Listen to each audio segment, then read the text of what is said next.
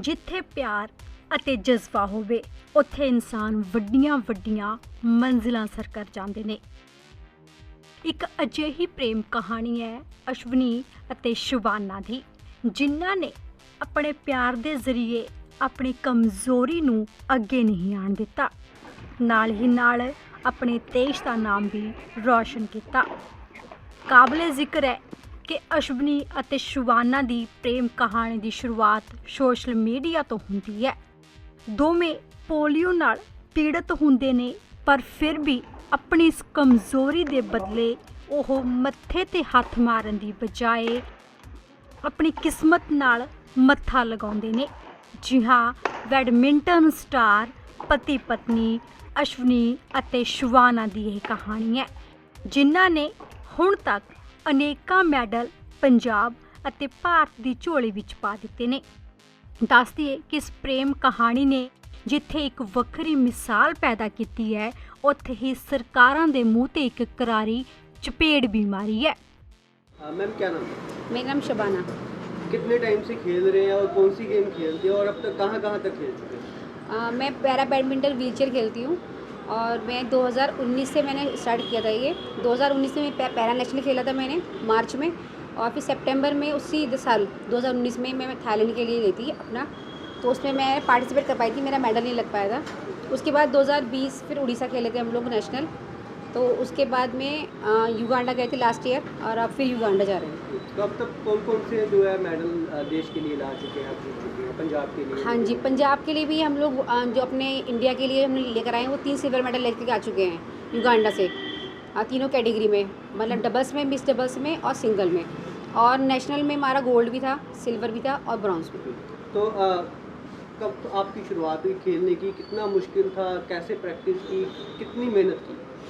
Actually देखो, अभी तक ना दिक्कतें बहुत हैं, क्योंकि प्रॉपर अभी भी नहीं मिल पा रहा, आहिस्ता आहिस्ता सब कुछ हो पा रहा है।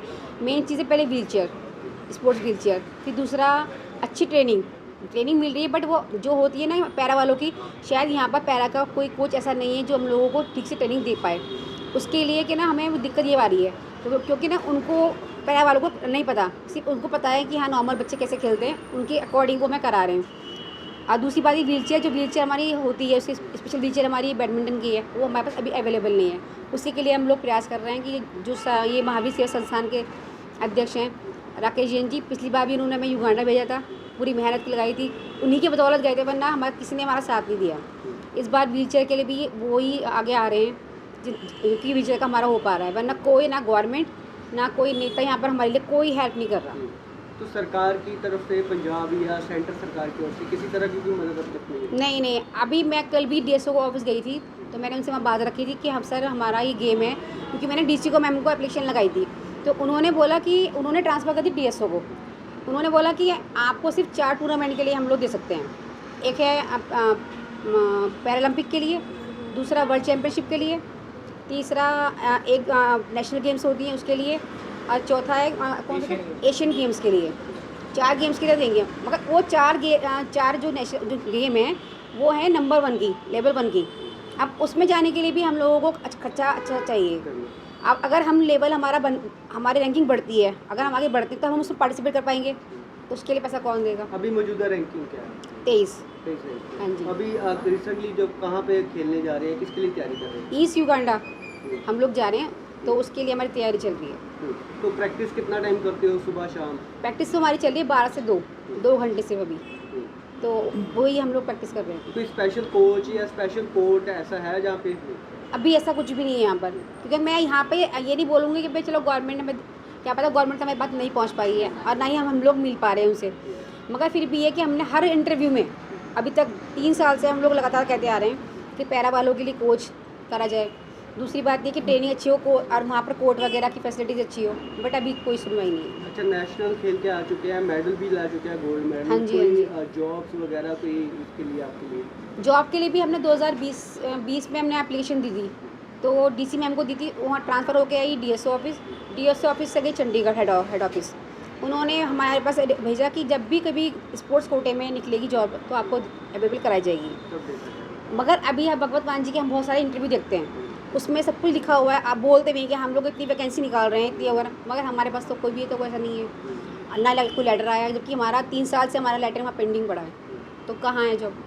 मैं कल डीएस ऑफिस गई थी, तो मैंने वहाँ पर सर से मिली थी, तो उन्होंने मैं बताया कि डीसी अगर चाहें, डीसी मैम, तो वो हमारा आने जाने का खर्चा चल सकती है। क्योंकि अभी लुधियाना के पंजाब के अंदर की मैं बता रही हूँ, बठिंडा हो गया और अबोहर वगैरह हो गया, वहाँ पे सारे खर्चा प्लेयर का आने जाने का डीसी करते हैं, फुल सपोर्ट वो उनको देते हैं। बट हमारे यहाँ की डीसी मैम हमें रेफर कर देती है डीएसओ को या फिर चंडीगढ़ हेड ऑफिस, वहाँ से पॉलिसी देखते हैं, वो बंद कर देते हैं। पॉलिसी सिर्फ एक बराबर है ना, पंजाब की भी, पंजाब में एक पॉलिसी आ गई है, तो हाँ जी, डिस्ट्रिक्ट अलग अलग क्यों हैं, ये चीज़ समझ नहीं आती।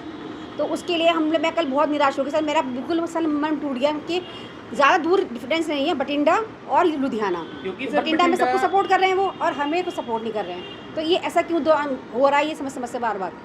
तो क्या अपील क्या करना चाहेंगे?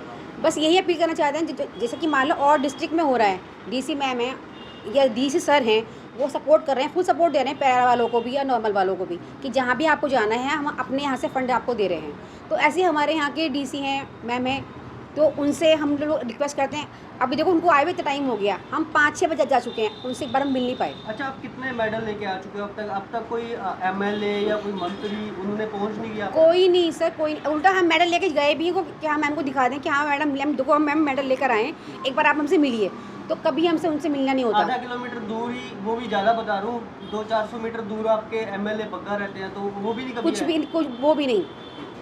देख लीजिए, हम गोल्ड मेडल लेकर आए थे, सिल्वर मेडल लेकर आए थे साथ में, फिर हम दोबारा गए युगांडा, वहाँ से 3 सिल्वर मेडल लेकर आए। सर ने हमारा सम्मान किया, पूरी इनकी कमेटी ने हमारा सम्मान किया, स्वागत किया।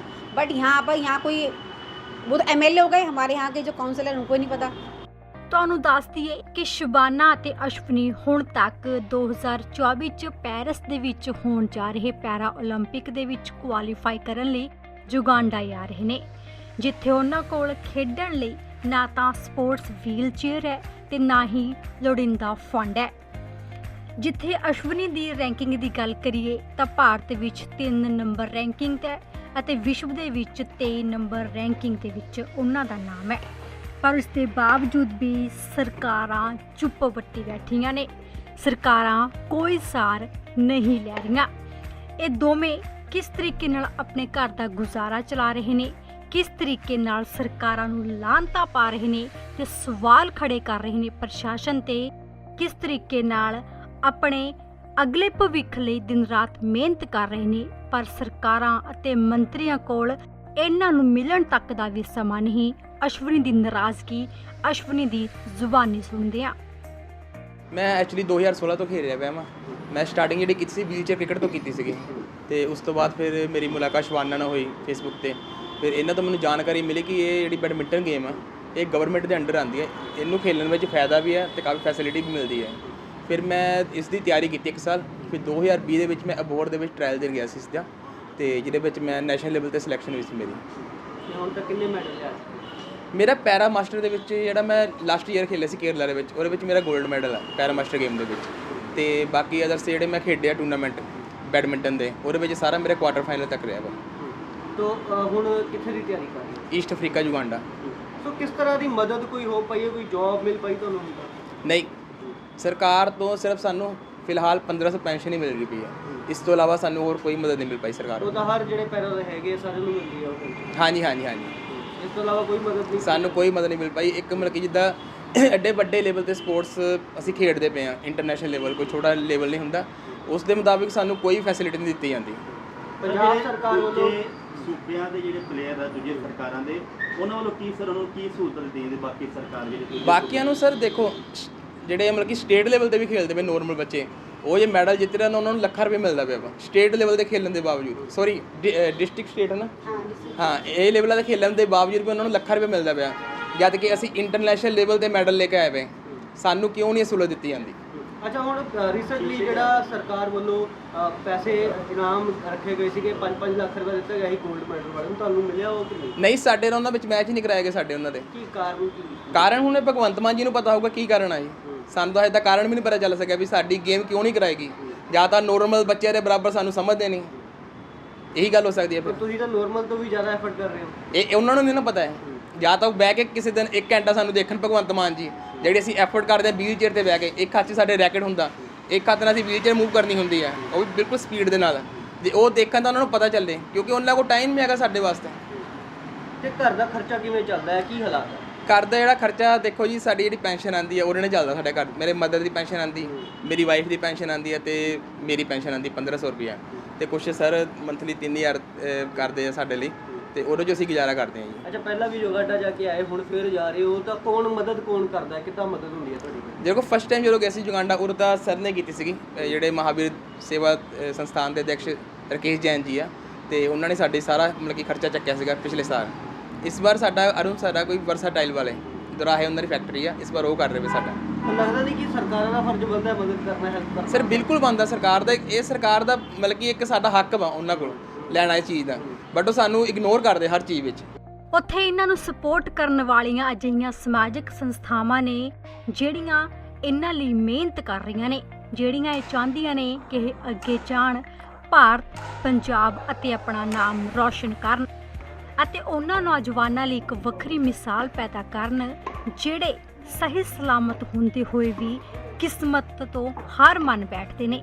ਤੇ ਕਿਸਮਤ ਨਾਲ ਲੜਨਾ ਜੇ ਸਿੱਖਣਾ ਹੋਵੇ ਤਾਂ ਉਹ ਅਸ਼ਵਨੀ ਅਤੇ ਸ਼ਿਵਾਨਾ ਤੋਂ ਸਿੱਖਣਾ ਚਾਹੀਦਾ ਹੈ। ਯੁਗਾਂਡਾ ਦਾ ਵੀ ਸਾਨੂੰ ਬੜਾ ਚੈਲੰਜ ਆ। ਮੈਂ ਕਿਹਾ ਇੱਕ ਦਿਨ ਪਹਿਲੇ ਮੈਂ ਕਿਹਾ 60000 ਰੁਪਏ ਟਿਕਟ ਮਹਿੰਗੀ ਹੋ ਗਈ ਹੈ ਨਾ। ਉਹ ਸਾਨੂੰ ਪਤਾ ਸਾਡੇ ਘਰ ਦੇ ਵਿੱਚ ਰਾਤ ਦਾ ਮਾਹੌਲ ਕਿੱਦਾਂ ਸੀ। ਵੀ 60000 ਰੁਪਏ ਅਸੀਂ ਤਾਂ ਪਹਿਲੇ ਉਹ ਜਿਹੜਾ 3-3.5 ਲੱਖ ਰੁਪਏ ਇਕੱਠਾ ਕੀਤਾ, ਉਸ ਤੋਂ 60000 ਰੁਪਏ ਇੱਕੋ ਦਮ ਹੋਰ ਹੋ ਗਿਆ। ਉਹ ਕਿੱਦਾਂ ਇਕੱਠਾ ਕੀਤਾ? ਚਲੋ ਐਨੀਵੇ ਪਰਮਾਤਮਾ ਨੇ ਇਹਨਾਂ ਨੂੰ ਭੇਜਣਾ ਸੀਗਾ ਹੈ ਨਾ। ਇਹਨਾਂ ਨੇ ਵੀ ਸਾਡੀ ਇੱਜ਼ਤ ਰੱਖੀ, ਮਤਲਬ ਇਹ ਉੱਥੋਂ ਸਿਲਵਰ ਮੈਡਲ ਲੈ ਕੇ ਆਏ, ਔਰ ਅਸੀਂ ਇੱਥੇ ਬੜੀ ਅੱਛੀ ਸੈਲੀਬ੍ਰੇਸ਼ਨ ਕੀਤੀ ਇਹਨਾਂ ਨੂੰ ਹੈ ਨਾ। ਲੇਕਿਨ ਉਹਦੇ ਦੌਰਾਨ ਸਰ ਵੇਦਨਾ ਇਹ ਰਹੀ ਕਿ ਕੋਈ ਨਹੀਂ ਜਾਗਿਆ, ਸਾਰੇ ਸੁੱਤੇ ਰਹੇ, ਕੋਈ ਵੀ ਨਹੀਂ ਜਾਗਿਆ, ਨਾ ਪ੍ਰਸ਼ਾਸਨ, ਨਾ MLA, ਇਹ ਉਹ ਕੋਈ ਵੀ ਨਹੀਂ, ਨਾ ਸਾਡੀ ਸਰਕਾਰ। ਮਤਲਬ ਉਹਨਾਂ ਨੂੰ ਕੱਲੀ ਇਹ ਤਾਂ ਨਿਊਜ਼ ਹੁੰਦੀ ਹੈ ਵੀ ਇੱਥੇ ਕੁੱਤਾ ਕੁਝ ਕਰ ਗਿਆ, ਲੇਕਿਨ ਇੱਕ ਬੱਚੇ ਤੁਹਾਨੂੰ ਸਟੇਟ ਲੈਵਲ ਦੇ ਉੱਪਰ, ਇੰਟਰਨੈਸ਼ਨਲ ਲੈਵਲ ਦੇ ਉੱਪਰ ਗੋਲਡ ਮੈਡਲ ਲੈ ਕੇ ਆ ਰਹੇ, ਅਖਬਾਰਾਂ 'ਚ ਇੰਨਾ ਛਾ ਰਿਹਾ ਹੈਗਾ ਵੈ। ਤੁਹਾਡੇ ਵਰਗੇ ਭਰਾ ਜਿਹੜੇ ਮੀਡੀਆ ਪਰਸਨ ਨੇ, ਉਹਨਾਂ ਨੇ ਬਹੁਤ ਇਹਨਾਂ ਦੀ ਸਟੋਰੀਜ਼ ਨੂੰ ਹਾਈਲਾਈਟ ਕੀਤਾ। ਉਹਨਾਂ ਦੀ ਮਾਨਸਿਕਤਾ ਵੀ ਸੀ ਵੀ ਇਹਨਾਂ ਨੂੰ ਸਪੋਰਟ ਮਿਲੇ, ਹੋਰ ਕੋਈ ਮਕਸਦ ਸੀਗਾ। ਅੱਜ ਤੁਸੀਂ ਵੀ ਹੋ, ਨੋਟ ਦੇ ਸਪੋਰਟ ਵਾਸਤੇ ਆਏ ਹੋ, ਠੀਕ ਹੈ ਨਾ। ਕੋਈ ਵਿਗਿਆਪਨ ਕਰਨ ਥੋੜ੍ਹੀ ਆਏ ਹੋ। ਇਹ ਬੱਚੇ ਕੰਮ ਕਰਦੇ ਪਏ ਆ, ਸਾਡੀ ਸੰਸਥਾ ਵੀ ਕੰਮ ਕਰਦੀ ਪਈ ਹੈ ਨਾ। ਨਾ ਸਾਨੂੰ ਕੋਈ ਵਿਗਿਆਪਨ ਦੀ ਲੋੜ ਹੈ, ਨਾ ਇਹਨਾਂ ਨੂੰ ਬੱਚਿਆਂ ਨੂੰ ਲੋੜ ਹੈਗੀ ਆ। ਅੱਜ ਸਾਡੀ ਦੋਨਾਂ ਦੀ ਜੁਆਇੰਟ ਵੈਂਚਰ ਦੀ ਮਾਨਸਿਕਤਾ ਇਹੀ ਹੈ ਕਿ ਇਹਨਾਂ ਨੂੰ ਆਉਣ ਵਾਲੇ ਸਮੇਂ ਦੇ ਵਿੱਚ ਮਦਦ ਮਿਲੇ। ਕੋਈ ਦਿੱਕਤ ਨਹੀਂ ਹੈ, ਸਰਕਾਰਾਂ ਕਰਦੀਆਂ ਨਾ ਕਰਨ, ਉਹਨਾਂ ਦੇ ਭਾਗਾਂ 'ਚ ਨਹੀਂ ਹੋਊਗਾ, ਲੇਕਿਨ ਸਮਾਜ ਦੇ ਭਾਗਾਂ 'ਚ ਹੈਗਾ ਵੈ ਐਸੇ ਬੱਚਿਆਂ ਦੀ ਸਪੋਰਟ ਕਰਨ। ਔਰ ਅਸੀਂ ਆਉਣ ਵਾਲੇ ਸਮੇਂ ਦੇ ਵਿੱਚ ਵੀ ਇਹਨਾਂ ਦੀ ਸਪੋਰਟ ਕਰਦੇ ਰਹਾਂਗੇ। ਰਹੇਗੀ ਡਾਈਟ ਦੀ ਗੱਲ ਹੈਗੀ ਹੈ, ਕੋਚ ਦੀ ਗੱਲ ਹੈਗੀ ਹੈ। ਅੱਜ ਵੀ ਬਹੁਤ ਸਾਰੀ ਦਿੱਕਤਾਂ ਹੈਗੀਆਂ ਵੈ, ਕੋਈ ਦਿੱਕਤਾਂ ਪੂਰੀਆਂ ਖਤਮ ਨਹੀਂ ਹੋਈਆਂ। ਅੱਜ ਵੀ ਬਹੁਤ ਸਾਰੇ ਚੈਲੰਜ ਲੈ ਕੇ ਇਹ ਚੱਲਦੇ ਪਏ ਆ। ਅਸੀਂ ਥੋੜ੍ਹੀ ਬਹੁਤੀ ਸਪੋਰਟ ਕਰਦੇ ਪਏ ਹੈਗੇ। ਅਸੀਂ ਸਮਾਜ ਨੂੰ ਇਹੀ ਅਪੀਲ ਕਰਦੇ ਹੈਗੇ ਕਿ ਇਹਨਾਂ ਬੱਚਿਆਂ ਦੇ ਨਾਲ ਜਿਹੜਾ ਹੈਗਾ ਨਾ ਹੱਥ ਮਿਲਾਉਣ, ਸ਼ੇਕ ਹੈਂਡ ਕਰਨ, ਹੁਣ ਇਹਨਾਂ ਨੂੰ ਸਹਿਯੋਗ ਕਰਨ। ਤਾਂ ਤੁਸੀਂ ਦੇਖਿਆ ਅਤੇ ਇਹਨਾਂ ਦੀ ਜ਼ੁਬਾਨੀ ਸੁਣਿਆ ਕਿ ਕਿਸ ਤਰੀਕੇ ਨਾਲ ਦਿਨ ਰਾਤ ਮਿਹਨਤ ਕਰਕੇ ਸ਼ਿਵਾਨਾ ਅਤੇ ਅਸ਼ਵਨੀ ਆਪਣੀ ਲੜਾਈ ਲੜ ਰਹੇ ਨੇ, ਤੇ ਨਾਲ ਹੀ ਭਾਰਤ ਨੂੰ ਇਹਨਾਂ ਖੇਡਾਂ ਦੇ ਵਿੱਚ ਹੋਰ ਵੀ ਨੰਬਰ 1 ਤੇ ਲੈ ਕੇ ਆਉਣਾ ਚਾਹੁੰਦੇ ਨੇ। ਪਰ ਮਦਦ ਕਰਨ ਦੀ ਇੱਕ ਉਮੀਦ ਹਲੇ ਵੀ ਬਰਕਰਾਰ ਹੈ। ਉਹ ਮੁੱਖ ਮੰਤਰੀ ਨੂੰ ਅਤੇ ਸਰਕਾਰਾਂ ਨੂੰ ਸਵਾਲ ਪੁੱਛ ਰਹੇ ਨੇ ਕਿ ਜ਼ਰਾ ਸਾਡੇ ਵੱਲ ਵੀ ਧਿਆਨ ਦਿਓ, ਖਿਡਾਰੀਆਂ ਦੇ ਵਿੱਚ ਫਰਕ ਕਿਉਂ? ਜੇਕਰ ਖੇਡਾਂ ਬਰਾਬਰ ਨੇ, ਜੇਕਰ ਸਰਕਾਰ ਬਰਾਬਰ ਹੈ, ਤਾਂ ਫਿਰ ਇੰਨਾ ਭੇਦਭਾਵ ਨਹੀਂ ਹੋਣਾ ਚਾਹੀਦਾ। ਹੁਣ ਵੇਖਣਾ ਹੋਵੇਗਾ ਕਿ ਇਹਨਾਂ ਖਿਡਾਰੀਆਂ ਦੀ ਸਾਰ ਕਦੋਂ ਲਈ ਜਾਵੇਗੀ ਅਤੇ ਕਦੋਂ ਇਹਨਾਂ ਦੇ ਘਰ ਦਾ ਗੁਜ਼ਾਰਾ ਵਧੀਆ ਤਰੀਕੇ ਨਾਲ ਚੱਲੇਗਾ, ਤਾਂ ਜੋ ਇਹ ਵੀ ਆਪਣੇ ਸੁਪਨੇ ਨੂੰ ਹੋਰ ਉੱਚੀ ਮੰਜ਼ਿਲ ਤੇ ਲੈ ਕੇ ਜਾਣ ਅਤੇ ਨਾਲ ਹੀ ਨਾਲ ਉਹਨਾਂ ਹੋਰਨਾਂ ਖਿਡਾਰੀਆਂ ਲਈ ਵੀ ਪ੍ਰੇਰਨਾ ਬਣਨ ਜਿਹੜੇ ਕਿ ਹਿੰਮਤ ਹਾਰ ਜਾਂਦੇ ਨੇ। ਲੁਧਿਆਣਾ ਤੋਂ ਵਰਿੰਦਰ ਥਿੰਦ ਦੀ ਰਿਪੋਰਟ, ETV ਭਾਰਤ।